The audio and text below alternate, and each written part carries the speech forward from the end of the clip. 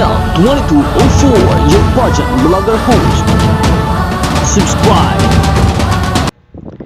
Magandang araw Pilipinas and good day pageant lovers! Ipinakilala si Chelsea Manalo bilang bagong endorser ng Converse Philippines. Ang matagumpay na Miss Universe Philippines 2024 ay kilala hindi lamang sa kanyang kagandahan, kundi sa kanyang natatanging kwento sa pageant.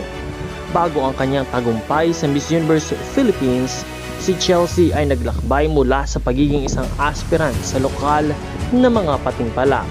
Nagsimula ang kanyang paglalakbay sa pag-aambisyon na maging modelo at aktivista, kung saan kanyang tinangkang mapalakas sa mga advokasya para sa edukasyon at kalusugan sa komunidad. Sa kanyang pagsali sa Miss Universe Philippines, ipinakita ni Chelsea ang kanyang dedikasyon sa mga nasabing advokasya at ang kanyang angking kakayahan sa pagsasalita at pagganap. Sa pamamagitan ng kanyang makabagbag damdaming mga sagot at kagandahan, nakuha niya ang korona at ang puso ng mga Pilipino.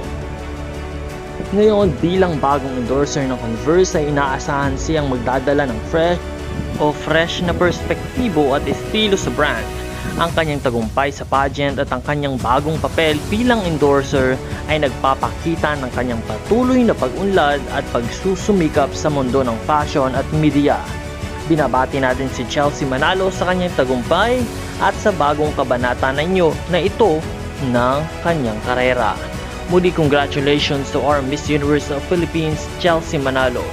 Maraming salamat sa iyong panonood at patuloy na mantabay sa channel na ito upang patuloy po kami makapagbigay ng mga update tungkol sa ating pambato ng Pilipinas for Miss Universe 2024 competition, none other than Chelsea Manalo.